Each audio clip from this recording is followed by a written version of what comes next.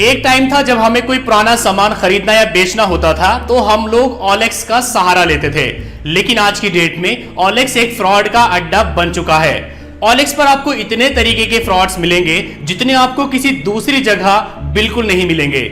सो आज के इस वीडियो में मैं आपको ऐसे ही 4 तरीकों के फ्रॉड्स के बारे में बताने वाला हूं जो OLX पर मैंने खुद फेस किए हैं। तो चलिए शुरू करते हैं।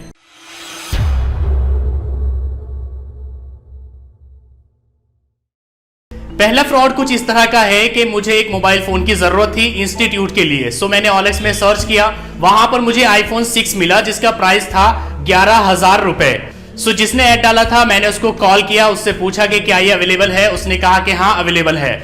मैंने पूछा कि मुझे चाहिए, तो उसने कहा कि मैं पंजाब से हूँ। मैंने कहा सॉरी यार मैं दिल्ली से हूँ। उसने कहा कि अगर आपको चाहिए तो मैं बाई पोस्ट आपको सेंड कर सकता हूँ। मैंने कहा ठीक है, आप मुझे फोटो सेंड कर दीजिए और फोन की एक वीडियो बना करके मुझे व्हाट्सअप कर दीजिए। उसने मुझे सभी फोटोज और वीडियोस बना करके भेजी, साथ ही उसने मुझे अपना आधार कार्ड भी भेजा और कहा कि मैं एक सिख हूं और सिख कभी झूठ नहीं बोलते और मैं बहुत ईमानदार हूं। इस तरह की बहुत सारी चीजें उसने मुझे बताई। इसके बाद उसने मुझे एक बॉक्स व्हाट्सएप किया कि मैं कुरियर करने जा रहा हूं और आपको स्लिप दूंगा। कुरियर के बाद उसने मुझे एक स्लिप दी। उसने कहा कि मैंने कुरियर कर दिया है, अब आप हाफ पेमेंट कर दीजिए। मैंने कहा कि जब मेरे पास फोन आ जाएगा तो तभी मैं आपको पूरा पेमेंट करूंगा। उसने कहा चलिए 1,000 रुपए ही मुझे सेंड कर दीजिए। मैंने जब उस कुरियर स्लिप पर दिए गए नंबर को ऑनलाइन ट्रैक किया तो उसका कोई रिकॉर्ड नहीं था। तब मैंने उससे कहा कि मुझे जब फोन मिल जाएगा तभी मैं तुम्हें पैसे दूंगा। उसने कहा कि मैं जा रहा हूं अपना कुरियर वापस लेने। मुझे तभी लग गया कि ये एक फ्रॉड है, क्योंकि अगर आप एक बार किसी चीज को कुरियर कर देते हैं तो आप उसे रिटर्न नहीं ले सकते। दूसरे वो सिर्फ 1,000 रुपए एडवांस ले रहा था। तब मैंने उससे कहा कि तू एक फ्रॉड है जो किसी की फेक आईडी यूज करके लोगों का बेवकूफ बना रहा है और मैं तेरी कंप्लेन करूंगा पुलिस में। तभी उसने मुझे ब्लॉक कर दिया और मैंने उसका मोबाइल नंबर और जो डिटेल्स थी वो जामिया नगर के पुलिस स्टेशन में दे दी। दूसरा फ्रॉड कुछ इस तरह का है कि मैंने एक DSLR डाला OLX पर सेल करने के लिए, तो किसी पर्सन ने मेरे DSLR के फोटोज और उसका बिल सेव किया और एक नया ऐड डाला OLX पर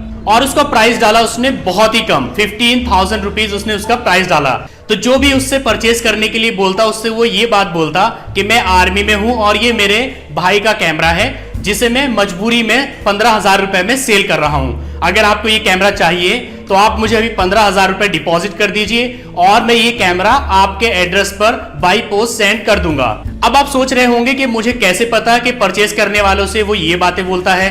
तो देखिए उस बिल पर मेरा मोबाइल नंबर डला हुआ है, तो जो भी उसे परचेज करना चाहता और बिल देखता तो वो डायरेक्ट मुझे कॉल कर देता और मुझसे कॉल करके पूछता कि क्या आप कोई कैमरा बेच रहे हैं सिर्फ 15,000 रुपए में। मैंने कहा कि यार मैं 15,000 रुपए में कोई कैमरा सेल नहीं कर रहा हूं।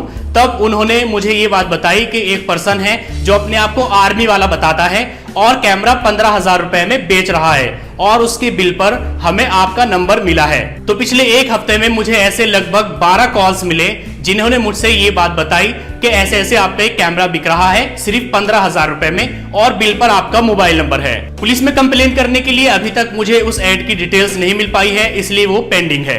तीसरा फ्रॉड कुछ इस तरह का है कि जो DSLR मैंने OLX पर डाला था, एक पर्सन ने मुझसे मेरा व्हाट्सएप मांगा। मैंने उसको व्हाट्सएप दिया।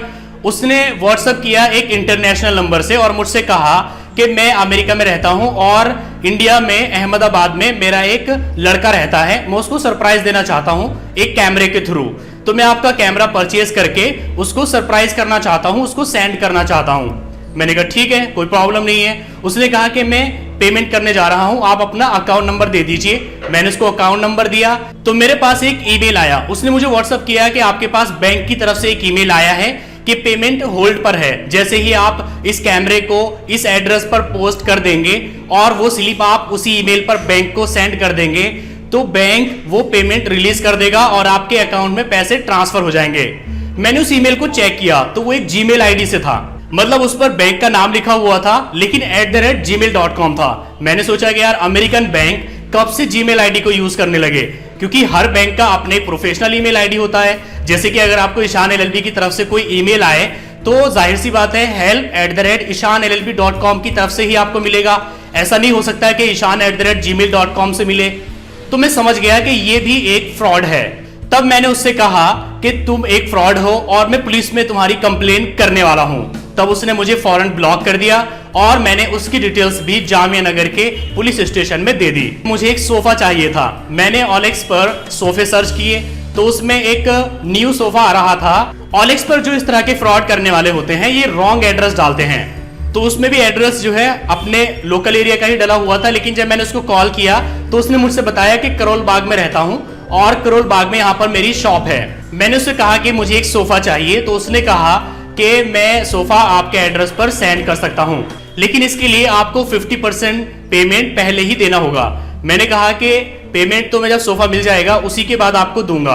आप मुझे सोफे की फोटोज भेज दीजिए, मैं देख लूंगा, और उसके बाद जैसे ही आप सोफा मेरे एड्रेस पर सेंड करोगे मैं आपको पैसे उन्हीं को दे दूंगा जो सोफा लेकर के आएंगे। तो उसने कहा कि नहीं, मैं ऐसा नहीं कर सकता, अगर आपने सोफा नहीं लिया तो। मैंने कहा कि अगर मैंने सोफा नहीं लिया तो सोफा तो फिर भी आपके पास ही रहेगा, लेकिन अगर मैंने आपको पैसे दे दिए और आपने सोफा सेंड नहीं किया तो मेरे तो पैसे चले जाएंगे। अगर मैंने सोफा नहीं लिया तो सोफा तो आपके पास ही है ना, जो भेजने का 100-200 रुपए का खर्चा आया है सिर्फ वही आपका जाएगा, लेकिन मेरे तो आधे पैसे जाएंगे।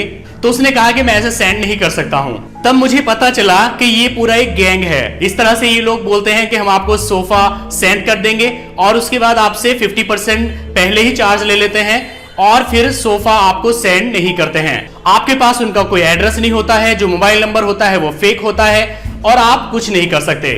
सो ये 4 तरीके के फ्रॉड्स हैं जो मैंने OLX पर फेस किए हैं। आप समझ सकते हैं कि और भी कितने तरीके के फ्रॉड्स OLX पर चल रहे हैं। हालांकि OLX ने साफ साफ गाइडलाइन जारी कर रखी है कि आप जिससे भी मिलो एक सेफ जगह पर मिलो, और जब तक आपको पैसे न मिल जाए आप अपना प्रोडक्ट उनको सेंड मत करो। यहां पर आप सेफ्टी के लिए एक बात हमेशा ध्यान में रखिए, चाहे कुछ भी हो जाए आपको इस रूल को नहीं तोड़ना है। अगर आप कोई प्रोडक्ट सेल कर रहे हैं तो जब तक आपको पैसे न मिल जाए तब तक आप वो प्रोडक्ट उसको मत दीजिए, और अगर आप कोई प्रोडक्ट परचेज कर रहे हैं तो जब तक आप पैसे मत दीजिए जब तक कि आपको प्रोडक्ट न मिल जाए। और इसका सबसे अच्छा और सेफ तरीका यह है कि आप सेल करने वाले से मिलिए, वहां पर एक हाथ पैसे एक हाथ प्रोडक्ट, बिल्कुल ऐसा करिए। ये जो बाई पोस्ट का सिस्टम है ना, ये बहुत बड़ा फ्रॉड है, इससे बचकर रहिए। सो गाइस, ये वीडियो बनाने का मेरा कोई मकसद नहीं था, लेकिन मैंने सोचा कि यार एक वीडियो बना देनी चाहिए। हो सकता है कि लोग इस तरह के फ्रॉड का शिकार हो जाए और उनको जान माल का नुकसान उठाना पड़े। तो अगर आपको ये वीडियो पसंद आया है तो लाइक करिए और अपने ज्यादा से ज्यादा फ्रेंड्स के साथ इस वीडियो को शेयर करिए, ताकि सभी लोग इस तरह के फ्रॉड से जागरूक हो सके।